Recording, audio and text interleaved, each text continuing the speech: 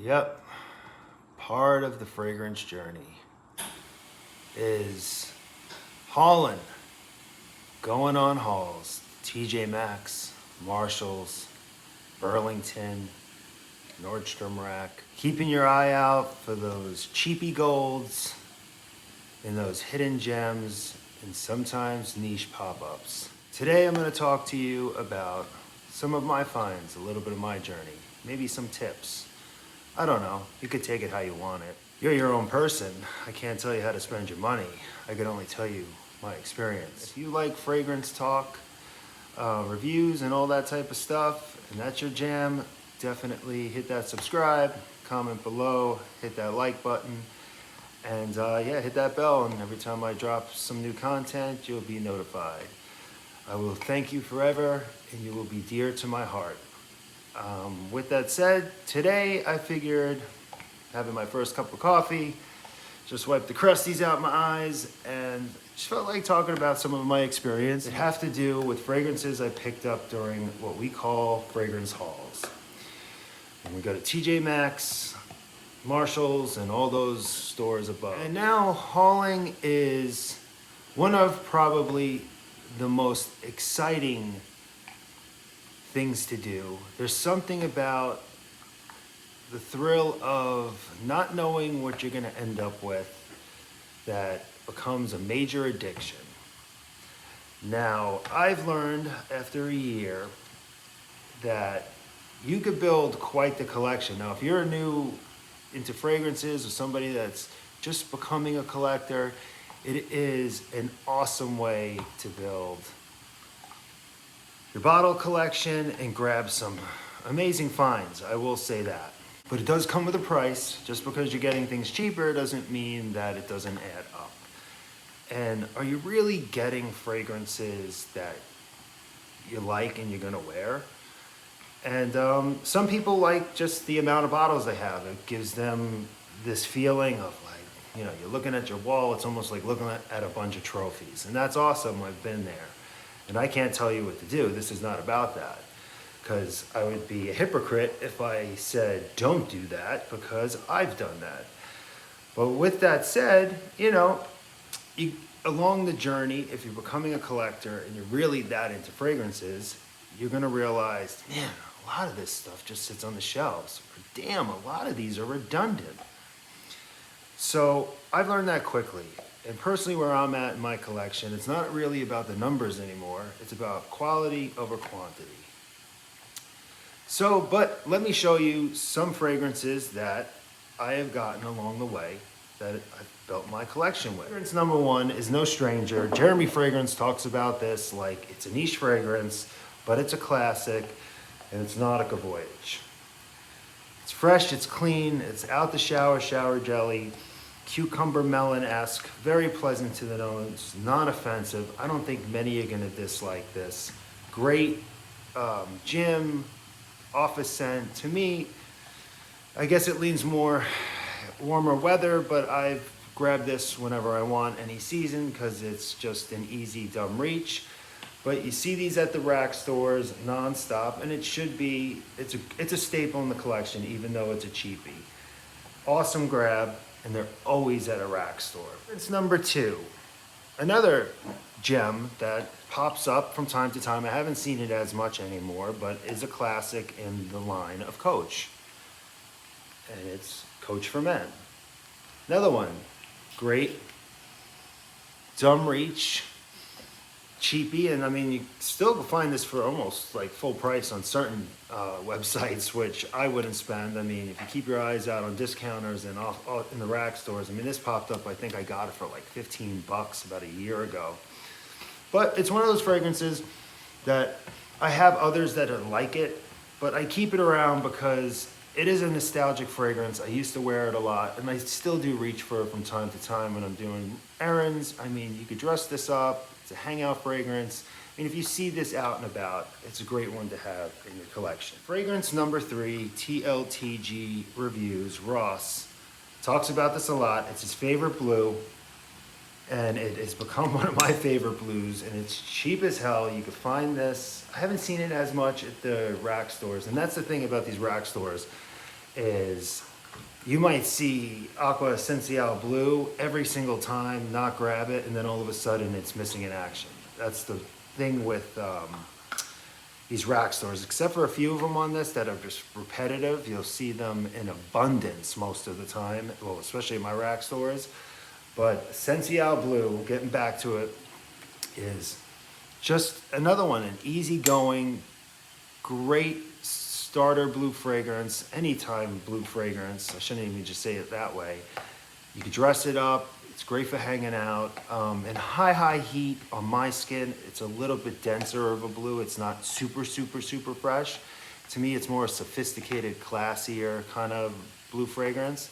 But for the price, one of the best bang for your buck, classy blues in my opinion, is Aqua Essential Blue by Salvatore Ferragamo. Another one, building my collection along the way. It's a great fragrance I found. Now, sometimes things that maybe higher end designers or some niche fragrances will pop up.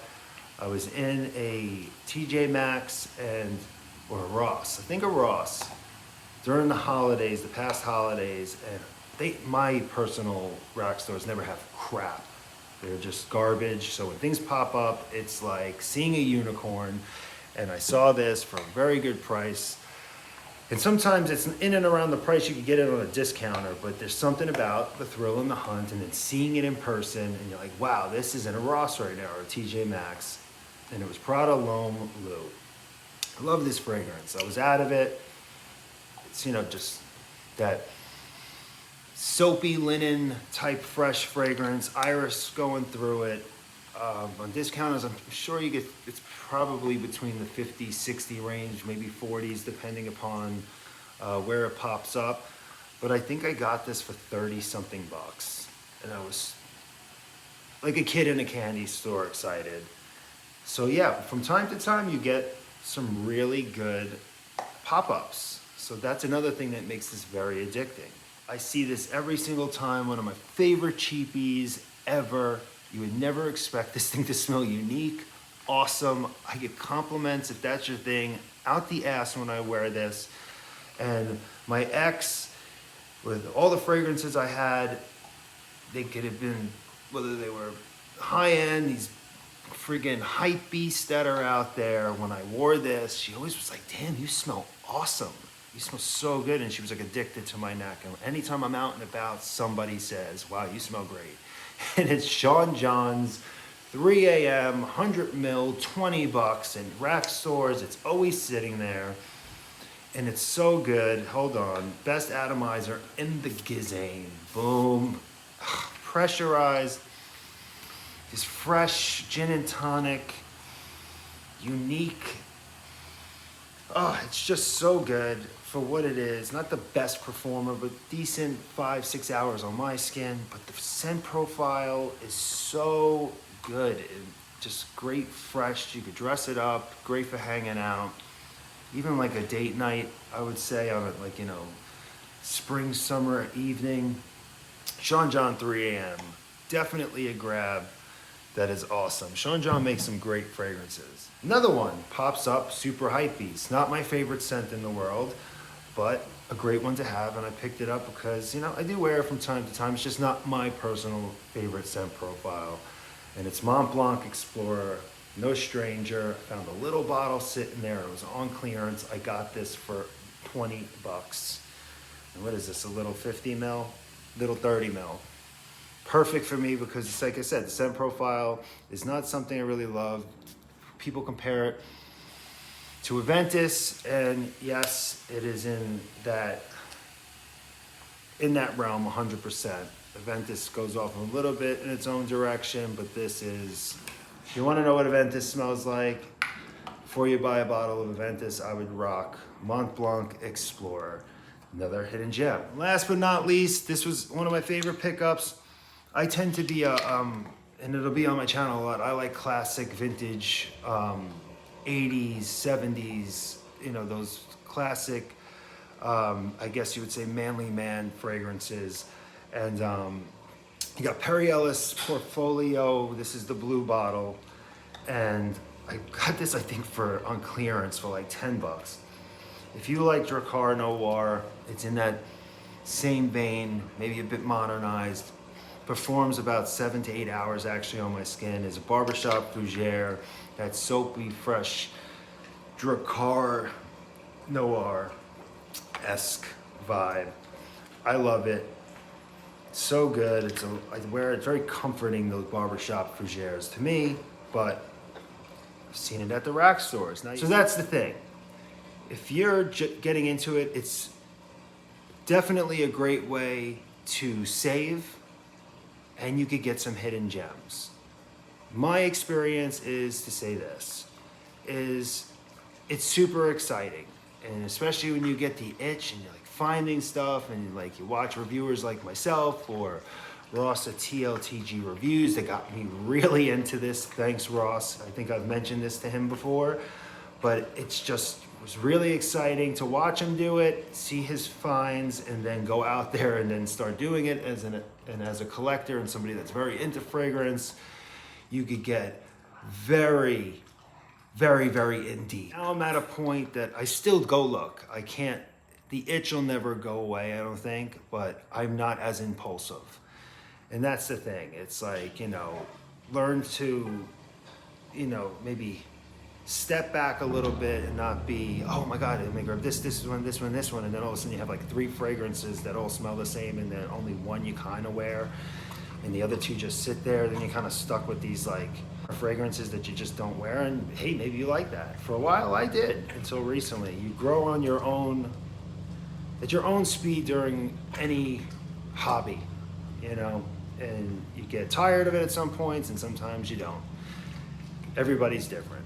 Me, this is just my experience, and from my experience, I've accumulated tons and tons and tons, and recently I've narrowed down because I don't need a lot of these, and I don't wear them, so selling them on eBay or Mercari or giving them to family and friends that, maybe aren't that into fragrance, but, some things to maybe help them smell good or smell foxy. Have fun out there. Hauling is awesome, and I just felt like getting that off my chest, and yeah, hopefully this helps in my experience, adds to your experience.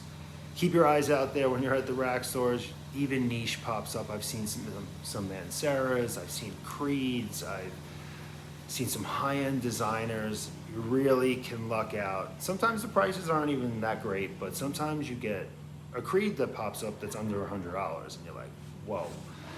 But yeah, enjoy Coffee and Holland Talks. Thanks for stopping by the Fragtastic Mr. Fox. I love you from the bottom of my heart. Stay safe out there. Smell foxy. Peace.